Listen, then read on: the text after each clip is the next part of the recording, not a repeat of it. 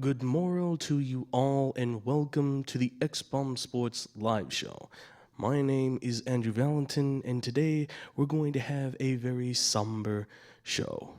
Of course, as you can tell, I will be all by myself up here because Tom unfortunately disappeared. Picture, if you will, a moment in time where we talk here, only in here, about sports. Was that a good Twilight Zone? Go. I couldn't really tell. Decent. All right, cool. All right, awesome. Welcome everybody here to the X-Bomb Sports Live Show. My name is Andrew Valentin. I will be your host and your only person up here on the table today, unfortunately, because as I said before, Tom has mysteriously disappeared. We don't know what dimension he could be floating in, but it's probably crazy and psychedelic and all that good stuff. But, ladies and gentlemen, I am, of course, still here, and that's the most important part. And with me, of course, are the men in back, ladies and gentlemen, Jake Bradley, Chris Ruseski, and Tyler Prickett. They're in the back there, ladies and gentlemen. How's it going? You guys, good, man, good. How you guys doing? We're cool. Good, I good. haven't been on the show since last year. and Yeah, I'm it's been a trying to while, change that. Jake. All right, I'm just letting you know. Maybe we can talk about it afterwards. Hey, if we've you got ever some. listen Well, to we've our got some radio major show- moves that could be coming. If you So, ever listen to our radio show, not trying to plug it or anything, but from 12 to 2 on Saturdays, the hostess with the actual mostess, oh, really? Tyler Prickett and Jake Bradley. Oh, Come check okay. us out. This man's got some hot takes and some Yes. cold takes, but nonetheless, he's very good. Absolutely. Well, guys, yeah, you heard it right there from the mouth of the babes themselves, Tyler Prickett, Jake Bradley. Make sure to go check out Putting Up Points on SportsTownChicago.com. Guys, they do an excellent job. We were on the show last Saturday, and we put up a Twitter poll, or not a Twitter poll, but on Twitter, you guys can go check it out on the XBP official Twitter. We have a little thing going on where we did a draft where we drafted sports leagues, and very fun, very interesting, very intriguing. So if you guys can go to XBomb Productions Twitter at XBP_official. Go vote on them there. Just give the hashtag with the name of the players out there. Hashtag Andrew, hashtag Tom, hashtag Jake, and hashtag Tyler to vote for your favorite rosters there. We'd really appreciate it, guys, with all the love. And with that, ladies and gentlemen, we got a lot to do. Also, too, I was doing a little bit of drawing here, so if you can guess what the picture is, we're going to do a free giveaway for a hat. So if you guys can guess the picture we have here, I'll reveal it at the end of the half. So with that, ladies and gentlemen, we're going to get this one started right here and now. So let's get it going and start things off, ladies and gentlemen. We have the NBA free agency opening up next week, and by God, it's looking like it's going to be a beauty of one. This is by far one of the best free agent classes we've seen in, the last 15, 20 years, I think we can say. In terms of the star-studded talent we're getting from this group, it looks phenomenal. It looks absolutely great with all the great players that are out there. So I thought, and I know we've talked about this before, so I thought it'd be kind of good if we revisit a few of these, as well as kind of dive a little bit farther down the rabbit hole, just to kind of see what's out there and what potentially we could be seeing with the NBA free agency, because there's a lot of shakeups that could happen, ladies and gentlemen. There's a lot of big moves that could go down. So let's just jump right into it, because number one free agent right now, it's kind of been skipping up and down, back and forth, kind of just depends on how you're looking at it. But the consensus before he got hurt was Kevin Durant. Kevin Durant was arguably the top free agent. I mean, out of the smooth seven, as I like to call them, the top 7 free agents that really have like the biggest possible value, I think, to get, super max contracts, potentially, the biggest money. Certainly, Kevin Durant is by and large the best of the bunch. I mean, there's no contest there. I mean, the guy's averaged, 26 points a game, 6.4 rebounds, 5.9 is, almost 6 assists a game. I mean, he came up with like a block a game. I mean, he was doing tremendous work as great stuff. But ultimately, what it comes down to is that, we saw Kevin Durant get hurt. I mean, the ruptured Achilles tendon is a big concern. And the question is, obviously, well, where's he going to sign? Well, here's what I'm going to say really quickly for Kevin Durant. I think if he goes to New York, because before I get into that, here's what I think is going to happen. I think what's going to happen is that you're going to see the New York Knicks try to pile up as much money as they can in their Supermax deal. They're going to be the first ones to throw a contract out there to Kevin Durant. And ultimately what Kevin Durant is going to do is he's going to I think he's going to give it a few days. But if he's going to sign that super deal with New York, I think it's a bad move. You're putting yourself in a big-time position. You're going to get paid, but it's no different than what we saw from Carmelo Anthony. You know, a guy goes out there, he gets paid, he's back in his home city in New York. You know, we're going to win the championship. We got him and Amari Stoudemire and, you know, Jason Kidd and all these pieces. But what happens? Nothing, because they don't properly build around him. They try to, but it's just a complete and utter broken mess. You know, and why does Kevin Durant want to leave a relationship where he's already in a good place? You know, I mean, I've been in relationships before, you know, where you're with somebody who, you know, you really love and you care about, and sometimes you have to make the hard sacrifices, you know, and make the split. But, you know, New York is like that girl that's very tantalizing, right? She looks good, she sounds great. People are saying, "Oh, man, she's a 10. She's totally a 10, dude." You can't pass on that. But people, 10s can be crazy. And that 10 is a little bit out of control. Yeah, it looked a whole lot better if they would have got Zion. Yeah. Well, and that's the thing I think is going to happen. New York is in a panic mode because it's like they didn't get Zion, right? There's nobody really saying they want to go to the Knicks. They're hoping that this Durant situation is going to play out because now the word on Kyrie is that he wants to go to Brooklyn and all that stuff. So they're like, oh, we're missing out on some of the best free agents. How are we ever going to get past this? And I think they're going to panic, and I think they're going to make a panic move, and they're going to throw all the money at Durant, and this is what's going to derail them because then, you know, you've got enough money there still to get another Supermax deal in there. But who else is saying, oh, I want to go to the Knicks? Nobody wants to go to that team. I don't care if you got R.J. Barrett. I don't care if you've got Kevin Knox. Those aren't exactly top selling points. You know, it's tough for the Knicks to make that decision. But Kevin Durant today denied his player option of $31.1 million. So he'll become an unrestricted free agent. I think he's going to re-sign with Golden State. I think that's what's going to break down here. I think that's ultimately what happens. Then you've got, obviously, number 2 guy, Kawhi Leonard. It's right now kind of a split. People are saying it's like a 50-50 toss maybe between, you know, Toronto and Los Angeles Clippers. I think it's more Toronto. I think Toronto's got the better gauge because, look, he can make more money in Toronto, right? There's more money on the table there in guaranteed cash by like $28, $21, $22 million, okay? Yes, the taxes are there and they're a little screwy, but so what? You're making a lot of money. On top of that, you've got a set roster of young players that are wildly good. Pascal Siakam was able to come up with, I think it was most improved in the awards. You've got Fred VanVleet, who was important coming off the bench. You've got Marc Gasol, who says he's going to sign his player option to go back to Toronto. So, you know, there's a lot of reasons on why he should stay in Toronto. I think it's Toronto. I don't see him going. I think the Clippers, he'll entertain that offer, but I think he's more so leaning towards Toronto because he's already done it, and it's a town that really fits him. It really fits him in the end.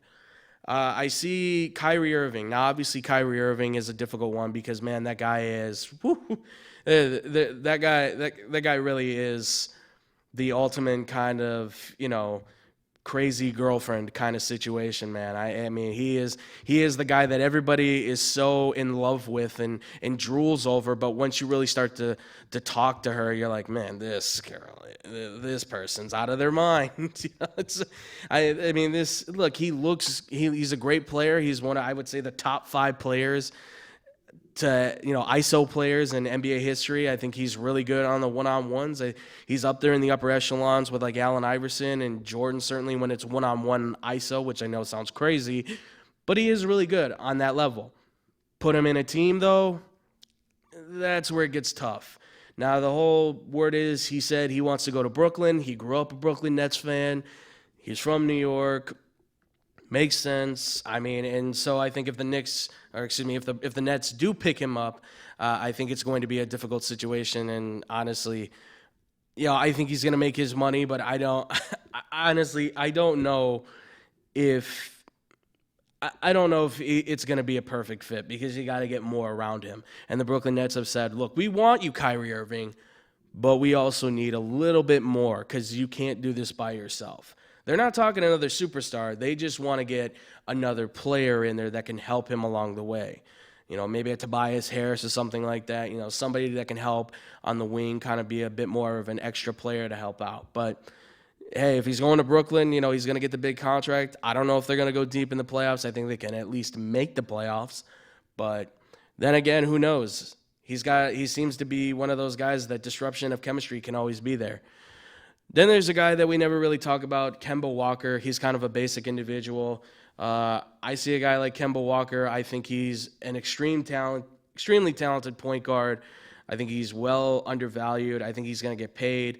Charlotte right now kind of seems to be the front runners for him. I think that's fair to say. I think Charlotte right now could be the favorites to get him back. But I also, there's also talk that he could go to the Lakers. There's also talk, that Boston could be involved in this. I mean, there's a ton of teams that could really be looking after him. I know Dallas is another one that's kind of put its intrigue into him as well. The thing with Kemba Walker is, though, I think for him, he wants to get paid, certainly, but he also wants to go to a team that's going to contend. And I think right now, if he's looking for that team, I would say, you're probably looking at either the Lakers get paid there and contend, or maybe Dallas. I don't know. I think Dallas could be on the rise, but I think it's a little difficult, though. But ultimately, I think his heart is still in Charlotte. I just feel like his heart's in Charlotte. I mean, I think he likes it there, and I think he might re-sign with the Charlotte Hornets.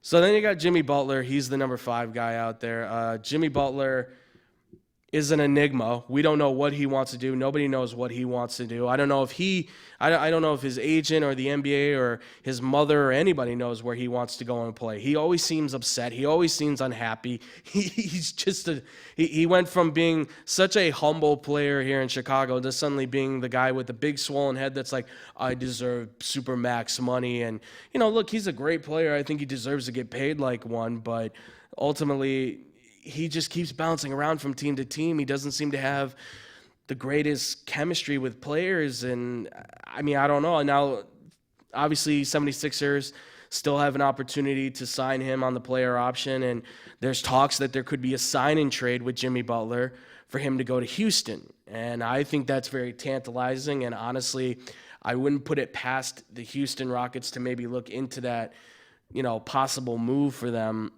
to go that way. I like Jimmy Butler still as a player, but the 76ers, as long as they've got Joel Embiid and Ben Simmons together, I feel like that's going to be a difficult process because one guy dominates inside, the other guy dominates driving down the lane. I think you got to move one of those two pieces and then let Jimmy Butler kind of be an outside shooter. But if I was raring to gauge, I would say between him and Tobias Harris, who are you going to re-sign? I think they're going to re-sign Jimmy Butler. But I will say I think a trade could come from Houston if Houston adds enough to the pot. Then you've got a guy like D'Angelo Russell, then you've got a guy who's like D'Angelo Russell, who's in there who, when it comes to D'Angelo Russell, I mean, what team doesn't want him right at this point? Everybody wants to sign this guy. There's talks that the Nets are maybe trying to still see if they can make an offer. The Knicks might try and make an offer for him. Boston's connected to him again. You've got Dallas. You've got Orlando. The highest number right now when it comes to people who are looking at this guy, it seems like it's the Lakers. Going back to the team that drafted him second overall, saying, it's one of those things like, I know I'm doing a lot of this now, but hey, it's like the childhood friend that, when you saw, you're like, not too pretty right now, not too good looking. Give them a couple years, all of a sudden they come back, they're looking a whole lot more fine, and you go, hey, man, who are you? This is a whole new person that I grew up with. And that's what D'Angelo Russell is to the Lakers. And he's going to cost them a lot of money, though, and they're going to be kicking themselves in the butt for this. I think he's worth the big-time cash. I think he's a big-time point guard. But I don't know if he's going back to the Lakers. I don't really know what team he's going to go to, though. I mean, I think the Lakers will be tantalizing. I think they're a team that could certainly use him. But I don't know if he's going to go to the Lakers. I'd say a dark horse would maybe be Dallas. That would probably be my pick. I think a Dallas could really work. I think the Mavericks could really use a guy like him to pair with Luka Doncic. And, if they can get back Kristaps Porzingis, that could certainly be just as good too. So there's a lot to be desired there, I think. And honestly, if that happens, I think Dallas is a good one. Now, I'll say something real quick for Klay Thompson's sake. And that's just because Klay Thompson, obviously, it's kind of guaranteed he's going to sign back with the Golden State Warriors. It's like 100% guaranteed that he's going to go back. Now, if the Golden State Warriors give the max money to Durant, though, the idea is that that's going to carry over then, and he's going to look at the Clippers then as the next best option. If he can't get paid the $190 million he wants to get paid now, then he's going to go to, the Clippers and try to get that money there instead. And, of course, the Clippers are going to definitely sign that. But I think at this point in time, I think Golden State's going to sign. I think they sign both Kevin Durant and Klay Thompson. I think that happens. I think it'll take a little while. I think they'll have to wait a couple minutes. But I think it will go down. I think they will find a way to make that signing happen. And there's a whole list of other guys here. I think Tobias Harris, I think he finds a new team potentially. I think, maybe I think we're looking at possibly a Brooklyn that maybe signs him. Chris Middleton has really said that he wants to re-sign with Milwaukee. That's one of his biggest intentions. Porzingis, he's a restricted free agent. I think he's going to stay with Dallas. DeMarcus Cousins is another one that's very interesting too.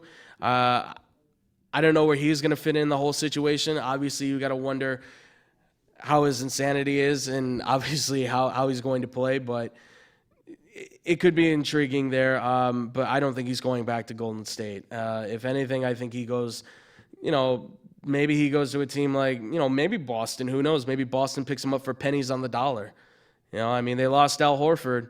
But why would you want to replace, cool and calmness with insanity? And that's another guy too, Al Horford. Where does he land? I'm going to say Clippers. He's been connected with Dallas a lot. I would say I think the Clippers are a best bet for him, though.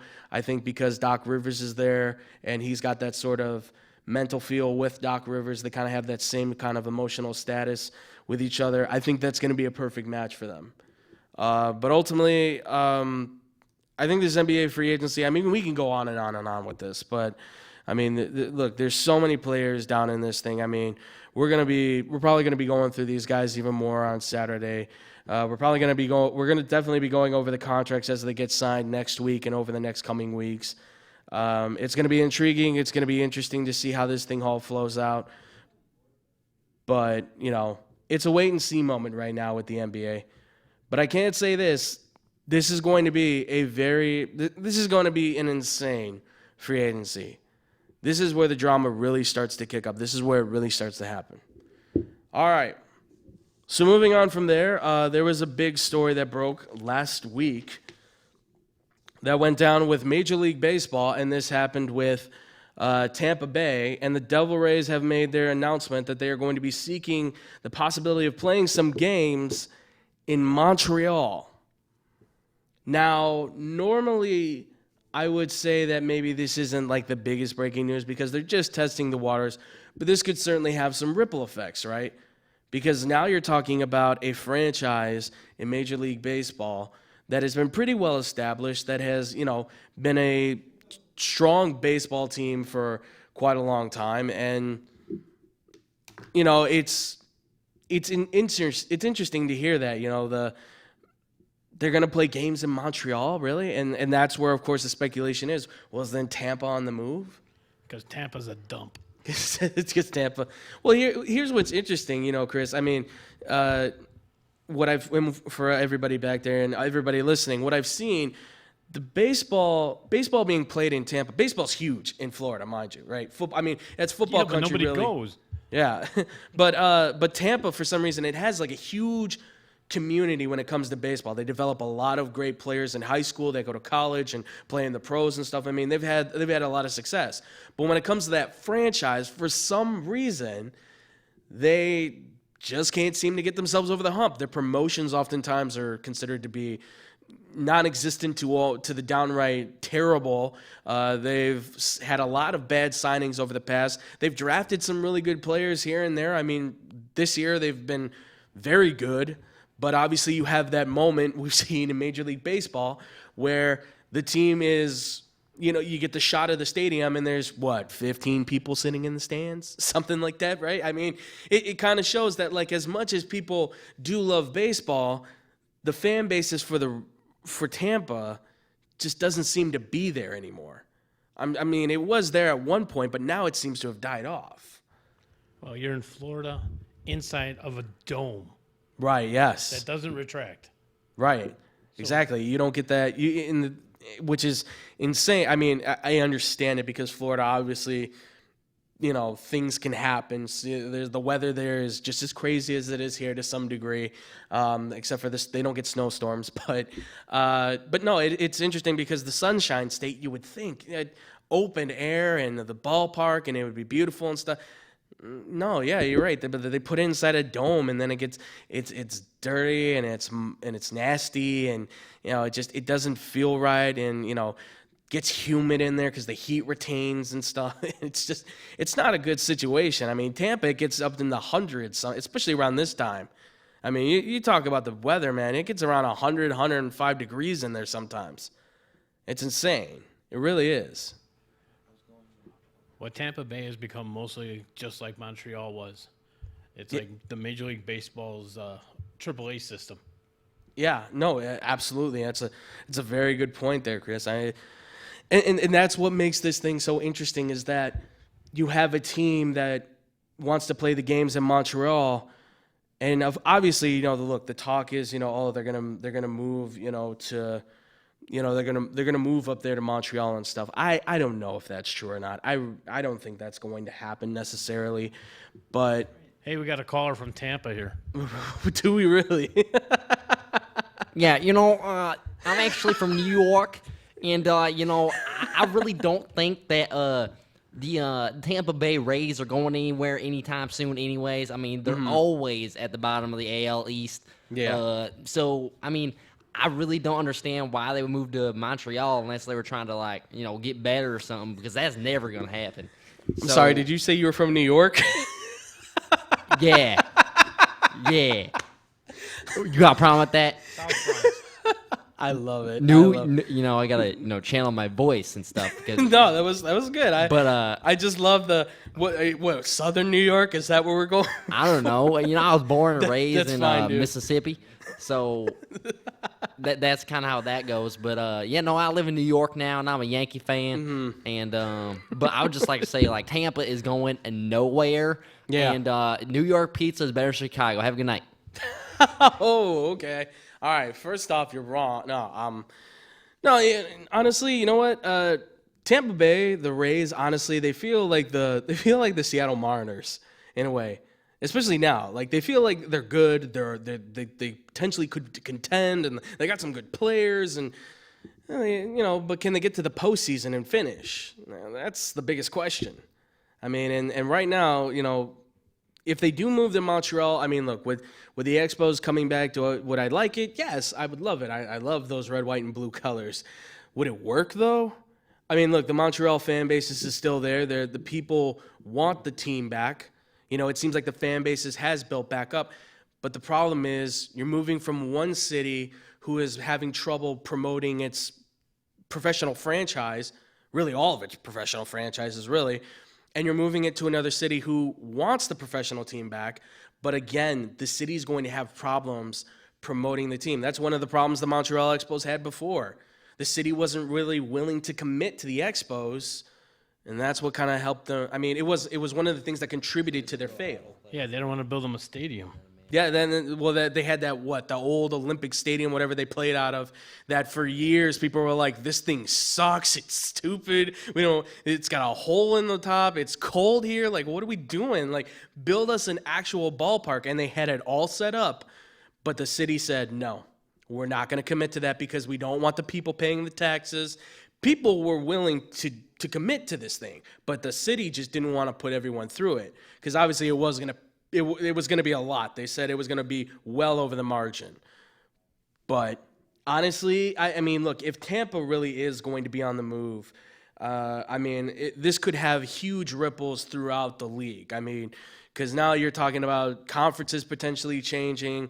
You're talking about, what the Washington Nationals, I think, then have to give up, the rights for the Expos, I think it is, or something like that. Or I think they're already given up. I'm not really sure that legal situation, but this could have ripple effects throughout the league that could make supreme changes to the game. I mean, and then everybody's got to reorganize and reset, and who wants to go through that, Baseball's been in such a great contingency space so far. Changes have been made in the past, but it's been so long now, things are kind of just locked into place. I mean, at this point, it feels like if Tampa's going to move anywhere, it should move somewhere here within, the state of the state of the United States. Like Oklahoma or Vegas. Nebraska or Vegas, or Vegas. But it feels like, go somewhere where, there's a strong, put a team in Vanderbilt. I don't know. Look at that. Tennessee, man. And those people love their baseball. So, I mean, there's plenty of options. Tampa does not have to be, the city where this baseball club dies. Just, but that's the thing, though, is that obviously management has to come to the conclusion. The owner has to make the decision on whether or not to sell the ball club. But this is going to be interesting. I mean, look, this team right now, 45-34. They're second in the AL East. They look like they could be potential contenders. I don't think they're going to finish the job. And if they don't, there could be major repercussions to this team. And who knows, maybe in the next 2 or 3 years, we're, like I wrote on there before, it's the Montreal Bay Devil Expos, whatever I call it. The only thing they got going for them is Blake Snell's composite picture going up on Twitter every time he has a start. Yes, yeah, absolutely. That's the only exposure they'll ever get. Yeah, really, and that's even more, and that's also sad too. He won Cy Young, and yet he is considered to be like the most underwhelming Cy Young Award winner, even though he had this stellar season. We just don't seem to want to give him the love and the credit that I think he properly deserves as a great pitcher. But he's stuck on this team, unfortunately, until somebody's willing to make the major trade. White Sox, by all means, throw the boat at him. I mean, my God, can you get him in the lineup? I'm just saying, you got all those prospects. I'm willing to move off of Zach Collins and a few others. I mean, he's there. Give him Sanchez. Give him Sanchez. Yeah, there you go. I mean, we got a lot of them. Trust me. But we'll be monitoring the Tampa Bay Rays situation, as it goes down. Are they really going to move or not? What's this going to do for the league if they do move?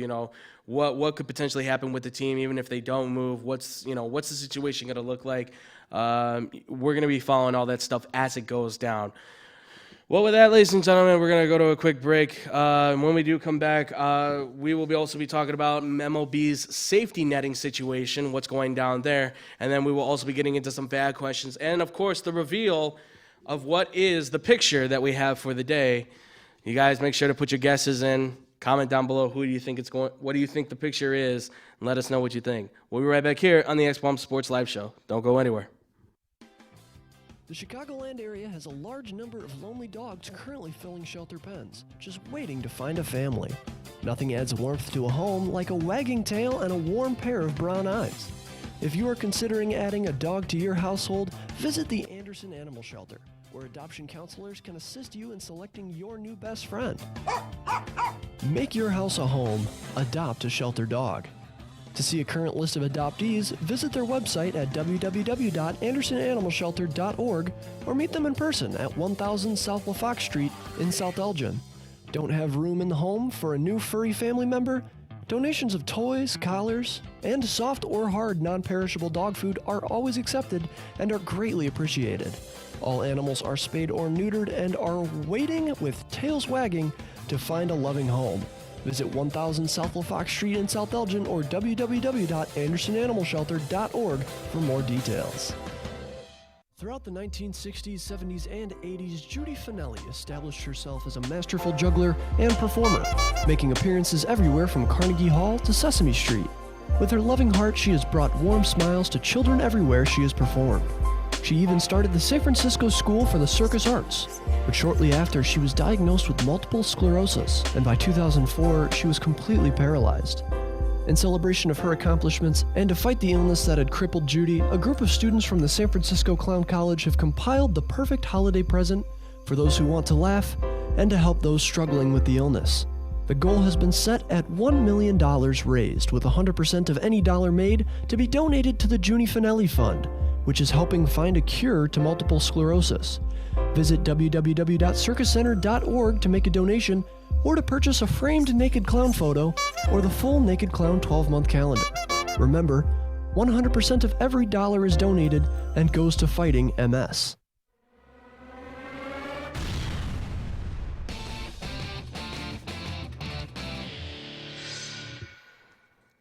Welcome back, everybody, here to Guess That Picture here on the X-Bomb Sports Live Show. And if you guys were wondering what the picture was, if you guys guessed it correctly, you win today's free prize. And today's picture it's a horse with a guy in a horse costume.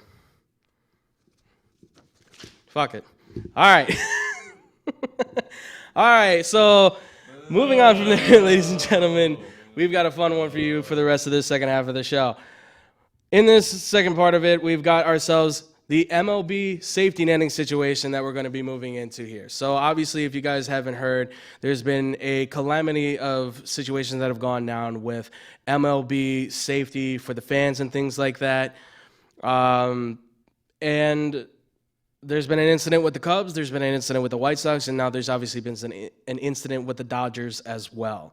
That came from foul balls hitting individuals. Most recently, the report came out about the young girl that was hit by Albert Almora Jr.'s foul ball. Apparently, she has been going through some pretty critical health issues, so please send your love and your prayers and everything to her as much as you possibly can, because obviously it's a very serious situation. And that's what brings us up, because after the White Sox situation where the elderly fan that was hit by the ball happened, the White Sox had announced that they were going to eventually move the netting to the foul pole line by the beginning of the 2020 season. That was the plan. And they are the first to announce it. And now after the Dodgers situation where Cody Bellinger's foul ball hit yet another fan, we now have the Dodgers reporting and saying that they are getting prepared to move the netting to the foul pole line, potentially as soon as this season.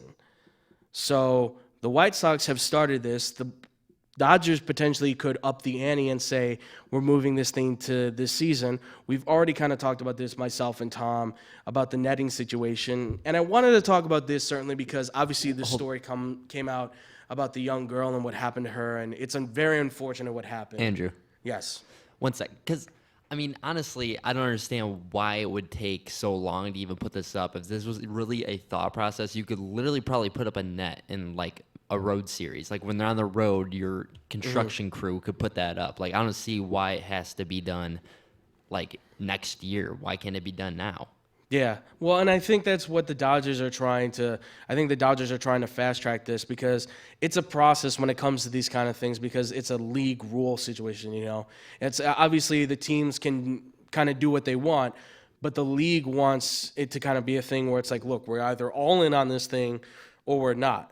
Because if two teams are doing it and the other 28 teams are not, it's going to look bad for those other 28 teams, because then all of a sudden it's like, oh, well, you guys don't care about fan safety? No, they do. But obviously they're waiting, they're taking their time and stuff. But honestly, no, I agree. I mean, this could certainly be something that you could do a lot faster. But it is one of those things where Major League Baseball wants this to be a full-on consented vote, because obviously, who knows, the owners of the ballpark, the owners could have a problem and say, you know, well, who knows how long it'll take your ballpark. I mean, it's not going to take long. It's netting, for crying out loud. You know, it's not like you're trying to fish with it. You're just trying to stop a ball from hitting a fan in the noggin. And honestly, it's about time this kind of stuff happened. I mean, it really is. I mean, this is a situation that, you know, it's been going on for a long time. I mean, this is in all professional sports. This kind of stuff happens, you know. I mean, you've got the hockey puck that flies off, you know, past the boards and, you know, hits a fan.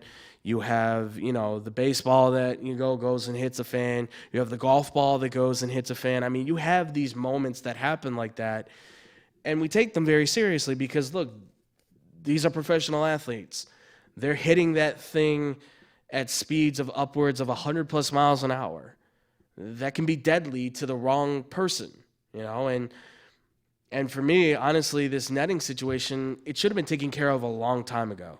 Right, and what people don't realize is that, I mean, El Morris says it best. Like, he literally said that if, I mean, it doesn't matter who it is out there. It doesn't matter if you have your glove on or anything like that. If you're paying attention, and a pro athlete can't even get out of the way of a 115-mile-an-hour fastball to their face, you know? Like, right. And this is coming off the bat, and let alone you're not the athlete in the stands. So you're going to get knocked. Yeah, no, absolutely. And that's the whole situation with this is that, you know, with an athlete, you know, I mean, how many times have we seen it now where the ball's flying back at the pitcher?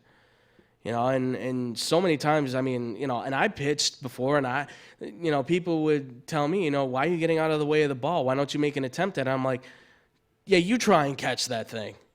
You try and catch a ball that's flying back at you in a short amount of time, mind you, you know, at 100+ miles an hour. It's just not always going to look that good, and it's not going to happen. I'm not taking one to the face, but, you know, this is a situation where this needs to be solved ASAP. This should have been done 6 years ago. You know, and obviously, you know, this brings up the question, too, of, you know, well, what does this do to the ballparks, you know, because obviously there is that concern. This is what Major League Baseball wants to talk about with the other teams. What does this do to the ballpark? Because obviously there's the obstruction of view situation, which, look, we all want to go to the ballpark and we all want to get the best view. You know, you don't want to sit in a seat where, you know, you're not going to be able to see the game. You want to be able to see the action. That's why you go to the game. You know, you go for the atmosphere. You need to go to watch the game. At least I hope so. You know, but for those that do, you know, you would think, oh, but a netting is going to obstruct my view. Would you rather have your view obstructed but know that you're safe, or would you want to take the risk?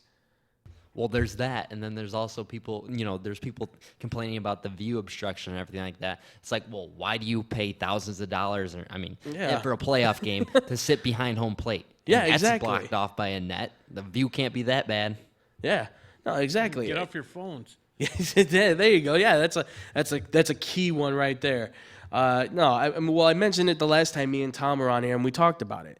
You know, there was that whole thing where I said, you know, there was a girl who was taking the selfie, and the ball came and whizzed right past her head and cracked her phone. Now, you think about that, you know, that's pretty crazy. That's pretty painful still, nonetheless. But, you know, what would you rather have? Would you want your head or your phone? Or a GoPro to catch it. or the GoPro. I mean, honestly, I have the warranty on this sucker. I don't care. I need this. As much as there might not be a lot in here for those that make that comment, I do need this, okay? We all need the brain. And I'm not taking one to the skull because I've seen what that can do sometimes. I've seen the kids that take that ball, you know, take that fastball that comes off the bat going 110 miles an hour and they take it right off the top of the head. Some of those kids get cold-cocked. You know, and there's been a few occasions, I remember in the past years when I was in high school, where a kid got hit in the head, I believe it was with a baseball, was in a coma for like a year. Yeah, obviously that's high school. He was a high school kid, but still, you got to think about this stuff. He's at a ball game, he gets hit with a ball, you know, and not even for the first time, but let's say he gets hit the second time, right? And this is a Major League Baseball, and that ball's coming off faster. You know, that you're talking about who knows what could happen, right? I mean, you know, blessed be, but, you know, he could end up dying, you know, and that's a major concern, you know. I mean, you've got this young girl now who's experiencing seizures and many health problems now after this incident. It's something we have to take into account. We have to take into effect. Now, you know, obviously this brings up the broader question of what does this mean for baseball?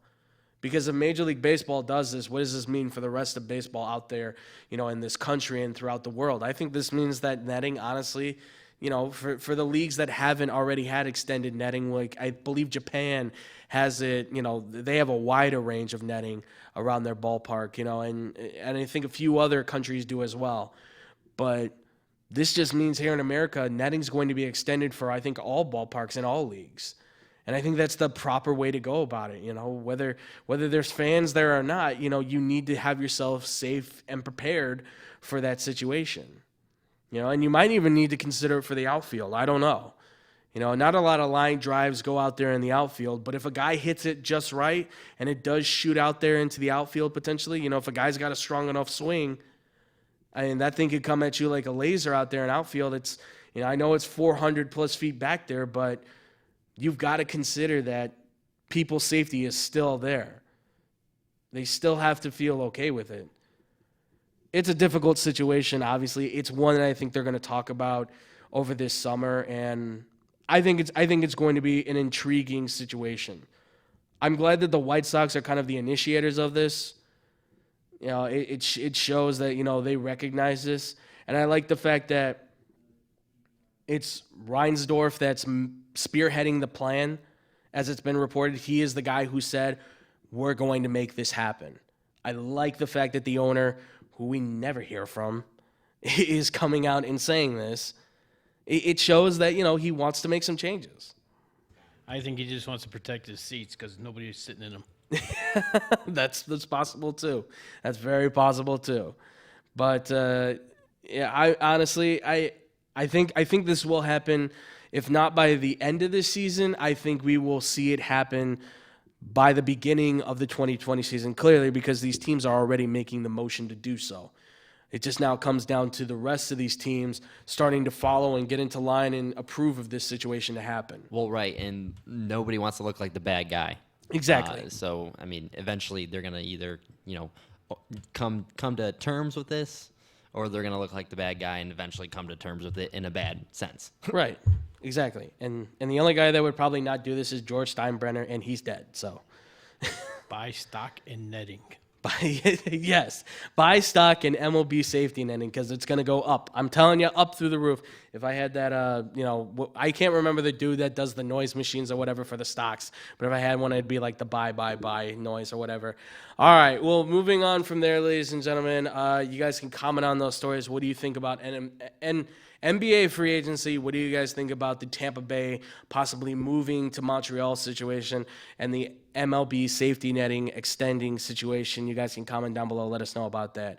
All right, so moving on from there, ladies and gentlemen, we have some fan questions I wanted to answer here because obviously being here all by myself, one being the lone. Well, I'm not all here by myself. I got these guys in the background who have been doing an amazing, stellar job, guys, by the way. You guys have been really killing it back there. Appreciate all the love and everything you guys doing for me. But because I'm up here, I thought it'd be good to answer some fan questions. I only have a couple. Because obviously these can go pretty deep. We can get pretty long with these. I promise you I'll try not to go too long on them. But I thought these were good. They're both basketball-related questions. We have a bunch more we can tear through. But I thought these were two that, right now relatively are interesting, and I wanted to answer. So the first question we got is basically somebody had asked me about the future of Zion Williamson. What is his future? The question was basically stated, this comes from Mary, who actually, I can't believe I'm saying this, but she's from Anchorage, Alaska, who asked this question to us. And she said, she's a big fan of the NBA, and she was really wondering what we thought the legacy of Zion Williamson was going to be like. She said she thinks there's a little bit too much hype around him. She thinks that there's a possibility he could be a really big bust in the NBA. But ultimately, what do we see as the legacy of Zion Williamson by the end of his career? Now, look, he's 19 years old, which means he's probably going to play till he's about 37, 38 years old, potentially, depending on how injuries go, this and that. But if he stays fully healthy, you're talking 37, 38 years old. So what's the legacy of Zion Williamson? Honestly, I'm going to say I think he's a player that can change the game. And I really mean that. And I've said this before. I've said it before. But in each decade, let's say, right, of the NBA, we've seen a player that has come through that has been generational, that has changed the way the game's played, right? In the 40s, it was George McCann. First guy in the NBA that was over 6'6". He was 6'10". Big men are important now to the NBA. Got to get a guy that's 6'10", 6'11", right? Then you've got Bill Russell and you've got Wilt Chamberlain. Big guys dominate, put down a lot of points, play some good defense. That's the way you do things. The 70s, you've got shooting from Pete Marinovich from way out far, and Jerry West shooting way out far. And then you've got Dr. J, Julius Erving dunking the ball. You've got Magic Johnson and Larry Bird who reinvent the NBA and say, you can be a flashy passer who can drive the lane, or you can be a guy who can do just about everything, right? Isaiah Thomas comes in, be a tough, gritty individual. Michael Jordan, just be good at everything. Just dominate on every level. Kobe and Shaq. One guy can make the jumpers, the other guy is a physical force down low. LeBron James. I can do everything, but I'm just, 3 inches taller. That's about it, Hey, you forgot about me, Charles Barkley. That's right, and I changed the game as well. I was able to get the rebounds and put up the points. I just couldn't play defense to save my life. Anybody got a sandwich back there? I could really use a snack or two. Need like a 12-inch sub or something like that, Actually, I could use a 20-foot sub, to be honest with you. But right, and then we get Steph Curry, who a lot of people didn't see as changing the game, but obviously he did, because he said, no, you know what? You don't have to just score from jumpers and stuff like that. I can actually score from three-point range all the time. And now everybody's trying to do what he's doing. And I look at Zion and I say, Curry's about to hit 30. LeBron's at the end of his career. The rest of the guys that are out there, like Kevin Durant and Kawhi Leonard, they're pretty unique in their own fashion. They can hit threes and hit jumpers and drive the lane and stuff like that. But Zion is the guy that everybody's watching, right? Kids have been watching him since college. They've been watching him. They'll watch him now in the pros. Give it 3 to 5 years, the league's going to be filled with guys that play like Zion. Back to the basket, dunking the ball, right? Forcing the way inside, driving the lane. I mean, his game is a mix of new and old school, really. Mixture of Fergie and Jesus. No, I'm kidding. But no, my point here is, with Zion and the way he plays and everything, he can shoot from outside, and he could back you down in the post, like you say, and then he could drive the lane and dunk like LeBron. And then you're saying like Curry and LeBron are at the end of their careers and everything, and there's going to be a shift. My question to you and the viewers are, do you think the NBA switches to a more like paint protected style, like where they go out and get like the Rudy Goberts and stuff like that, so you can stop guys from coming in and dunking on you like that? Yeah, no, I honestly, I do. I mean, and this is not really a new age of basketball. This is really kind of mixing old school with new school. Because that's an old school way of playing basketball. We saw that with Bill Russell and Wilt Chamberlain a lot, where you played your back to the basket and then you dunked it, right? Certainly we saw it with Shaq and Charles Barkley. Those guys were some of the best at it, and Karl Malone was too. He had the nice post moves and stuff. And Zion has that kind of feel to him. And you say, well, Shaq was a defining player. Charles was a great player. Karl Malone was a great player. I wouldn't call them, defining players, but I think Zion, because of his play, because he plays with his back more towards the basket, because he is more force it inside and let's dunk the ball and stuff like that, I think that's where his bread and butter is at, and that's where you see the league ultimately shift to say, well, we got to get guys like, that's where guys like Karl Anthony Towns, DeAndre Ayton, that's where they become important. That's where those guys start to come alive. And even Joel Embiid, even though he gets hurt, that's where he really exists. And already those guys are putting up great numbers. But that's where you see them become the important piece to the franchises. Right. That's where they become the focal point of the team. And going back to the NCAA tournament, the guy that was able to kind of, Zion still had 20+ points, but Taco Fall, a guy like that, a 7'6" guy that could really, change the pace of what Zion's able to do. And UCF almost pulled away in that game just because they were able to stop Zion. And you could argue that some of those were fouls that they weren't calling. I was going absolutely absurd, right? Because I was like, UCF is not about to take out Zion out of this tournament. Yeah. But overall, is like a guy like that going to be picked up just to stop Zion? Because I could see it. You put him in there just to change the pace of what Zion's able to do. No, yeah, no, and absolutely, and I think that's what's going to happen. That shift is going to come through the NBA, and that's of course saying that Zion is this kind of guy, right? That's saying that he is going to be this great player that can change the game all the way around and transform, the way that everything is done, and who knows, right? But the hype is so real around him, and the reason why I think he's going to be a game changer is, kids are attached to him, right? Why do we love the Avengers so much? Why do we love those movies so much? Because we grew up with those movies, I mean, it all depends on who you are. But like for myself, why do I keep going to see those movies? Because I've watched those movies so much. If you watch those, if you see the players grow up so much, you're gonna get attached to them, and that's the way I think you're gonna see with Zion. You're gonna see a lot of kids who are going to watch him in college, say, I watched him in high school, I've watched him in college, now I've watched him in the pros for 3 or 4 years, I've modeled my game after him, okay, now I'm going to go to the NBA, and guess what? I play just like Zion, and I'm a top 5 pick, and then that's where you're going to see the change happen for the NBA. So I think Zion Williamson, if he stays healthy, if he stays on this path, if he becomes a dominant player in the NBA, if he is really the next Jordan, LeBron, Magic Johnson, Larry Bird type of figure, I think he's going to change the way the game is played because people are going to say, I want to be like him. Now you have those guys, I want to be like Curry, I want to be like LeBron, I want to be like Jordan still. But Zion's the new thing.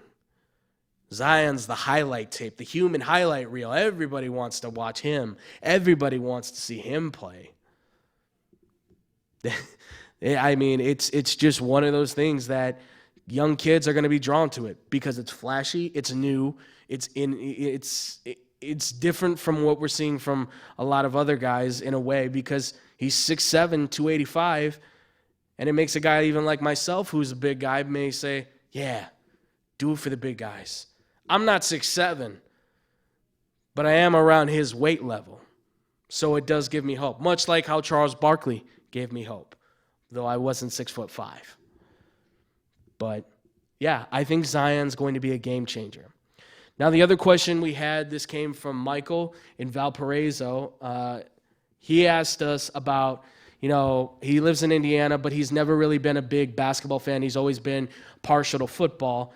And he really wants to start to kind of get into basketball because he's been watching our show now. And he's kind of starting to get a feel for basketball. And he's like, I come from a big basketball family, so he wants to know, how can I get into basketball? He wants to, how can I develop that feel for basketball, that love for the game? So Michael, I'm gonna give you a little piece on how you can develop some love for the game, man. What's up? One second. So his question is, what is basketball? Part of that question? Well, it's not what is basketball, but it's a question basically asking, he wants to get into watching basketball, and he wants to know how he can go about it the right way. Because he's been watching the show now, and he's really gotten a little bit more interested into basketball. Okay, I gotcha. And actually, I want to ask you, Tyler, because you and me have been talking about this, and you said you haven't really been into basketball at all, and now you're into it more than ever. Is that correct? Yes, that is absolutely correct, and I'm always touting that because the NBA is changing. I mean, it is. I mean, whether you have guys like you talk about Steph Curry or LeBron is in his career, and then you can go even further with it and see what's going to be happening this Sunday with free agency. I mean, there's a bunch of star players that could be on the move, or it could stay the same, but you just never know. It's like I said, it's popcorn. I mean, you're just sitting there eating your popcorn, waiting for something to happen. You've got your notifications on Twitter, set up for the Woj bombs or the Shams Charania bombs. But no, I never really liked basketball because it seemed like all it was super teams being put together, and that really came from what the Heat did, and then now the Warriors. But I've came to respect that because then you have teams like Toronto who goes and gets Kawhi Leonard for one season, takes them down, and now it just automatically thinks wow, the NBA could be changing. You may just need one superstar to take you there, and I really think that's awesome. Obviously, Zion coming to the league is a huge thing, and teams could go worst to first, and it's a great brand of basketball right now, and I just can't wait to see what happens. And Michael, I hope you take this advice and you really get into it. Yeah, no, and there you go. There's a perfect. Thank you, Tyler, so much. And that's really one of the reasons too why I chose this question. Obviously, if I had Tom up here, I know he'd be, he'd be spouting off his stuff. Oh, the NBA is, Look, Tom, I love Tom. Don't get me wrong, but Tom is a very big, he loves sports. But with the NBA, I think his biggest thing is that for a lot of those guys, he doesn't see them as oftentimes being very tough. And look, a lot of his things are very legitimate. Sometimes they're not that tough. Sometimes they overpaid bonus babies and stuff. And, but every sports has that kind of thing. And the games do get a little boring because there's a lot of scoring and stuff. And it can be a lot to manage. But I can tell you this right now, Michael, if you want to really get into basketball, I will tell you, and right now you live in a perfect town because Valparaiso is one of those, it's not a mecca, but it's one of those centerpieces in the state of Indiana where basketball is very prominent, that I would say go to Valparaiso University when the basketball season starts up, go watch a game, and I'm telling you, you're going to see what's captivating about it. And what Tyler said is right. You've got a lot of these. If you want to get into the NBA especially, watch this free agency drama pour out, because this is going to be like a drama. This is like a major motion picture. That's what this is. You've got all these different characters, right? You've got Kevin Durant, who's, sort of this dominant figure that seems to have a very large ego. You've got Kawhi Leonard, who's the quiet one. You've got Kyrie Irving, who's a little bit of a mixed figure. You've got Jimmy Butler, who's a mixed bag of nuts. You've got D'Angelo Russell, who's the unknown and underrated. You've got Kemba Walker, who's silent but deadly. You've got all these different characters that you can follow with, and this is the time to do it. And then you look in the NBA, you've got Russell Westbrook, who's Mr. Insanity. You've got Giannis Antetokounmpo, who's the Greek freak, this amazing athlete. James Harden, who's got this amazing beard and can shoot threes like no other.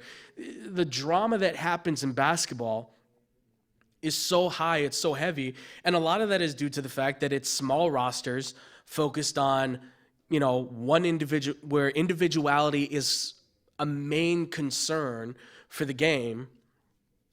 And honestly, if it were up to me, I would say you should learn to love all sports, right? Try to have a variety when it comes to sports, but I can also understand where that becomes a problem because, to each his own with their different favorites and stuff. I mean, like myself, I love football, but that's because I grew up, I played football and I learned to love the game. I love baseball because I grew up playing baseball and, I've learned to love the game. I like basketball. I like hockey, I like soccer, I like Formula One racing, I like all these other sports that are out there, but I just don't necessarily love them.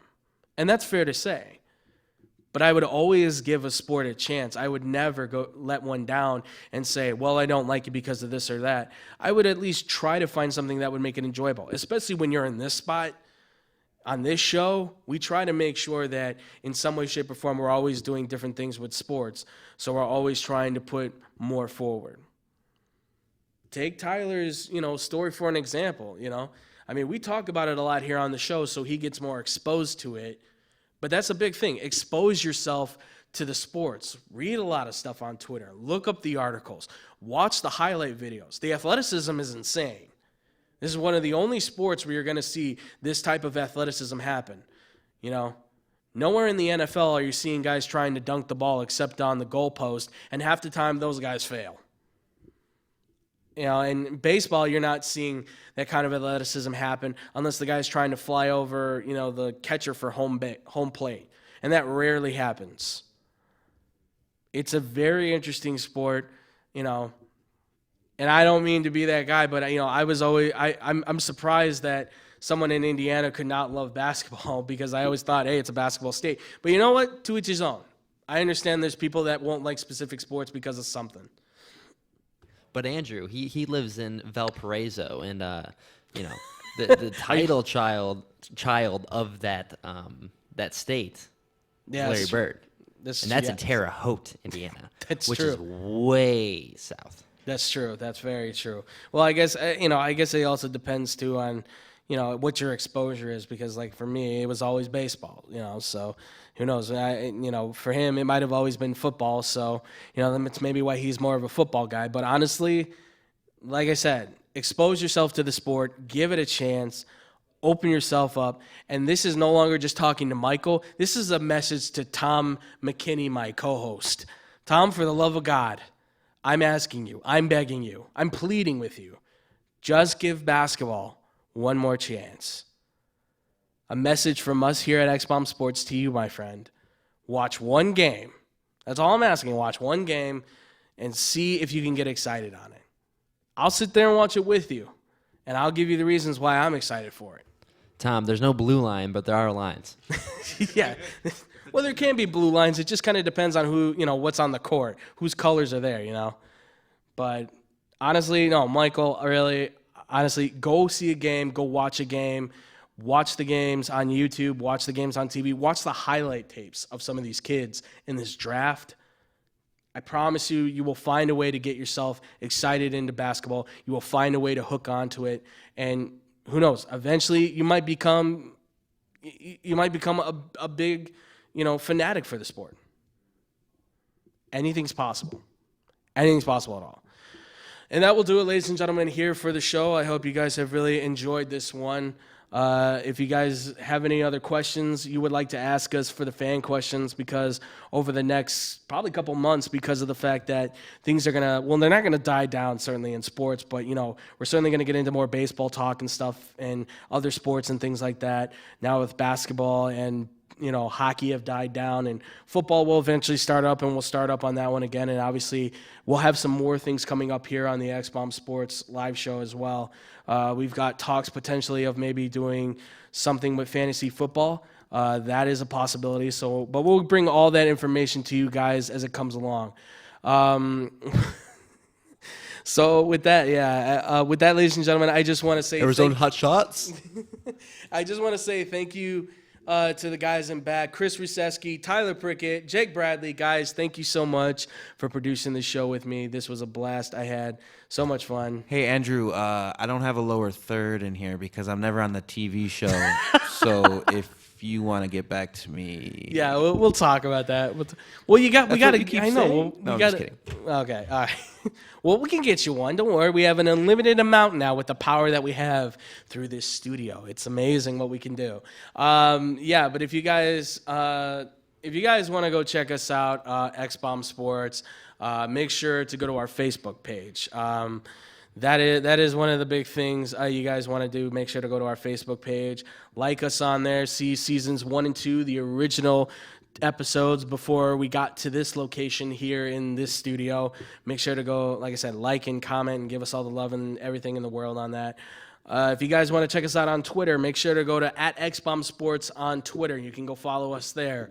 And also, too, guys, the fan vote, again, is up there for us with our Fantasy Sports League draft that we did. Make sure, again, to go vote on that. You can find it at the XBP_official Twitter for X-Bomb Productions, this YouTube channel. You can find it, and you can go and vote. Just leave the hashtag with the name of the 4 guys that are up there. So make sure to go vote for that. Also, too, make sure to go follow us on Instagram at X-Bomb Sports as well. You can like us there. We've got videos and photos going up all the time now. We put up the shows all up there as well. You can always find them in the link in the bio for Instagram. They'll also be down below for Twitter and Facebook as well. And also, don't forget to check out Jake Bradley, Tyler Prickett at Putting Up Points. Make sure to go check those guys out on the radio. SportstownChicago.com.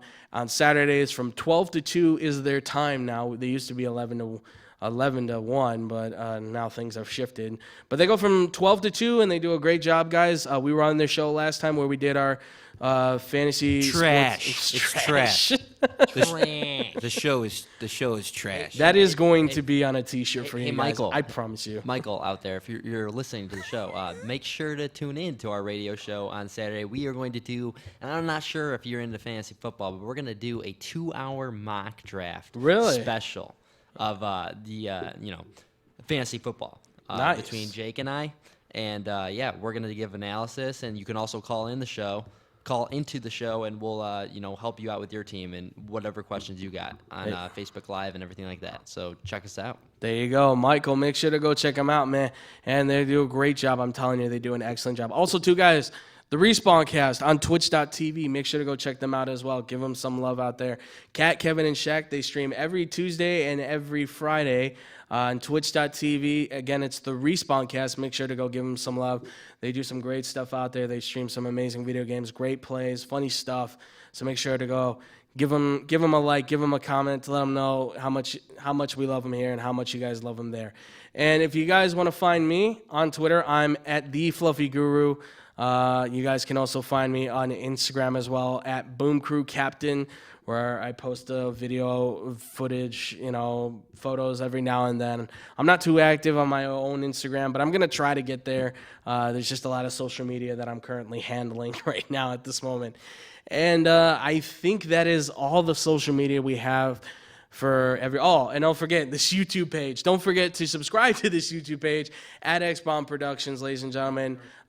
Make sure to subscribe, like, and comment. Hit the bell for the notifications so that you guys know that we are streaming. We're going to be putting up more content here eventually. We're making some plans, for the future, eventually down the line, to put some more content out here for you guys. So hopefully we can get to that, guys, as soon as possible. So with that, ladies and gentlemen, we will see you on Saturday. Thank you all so much for watching, and much love. Hey, quick shout out. And peace out, Boom Crew. No!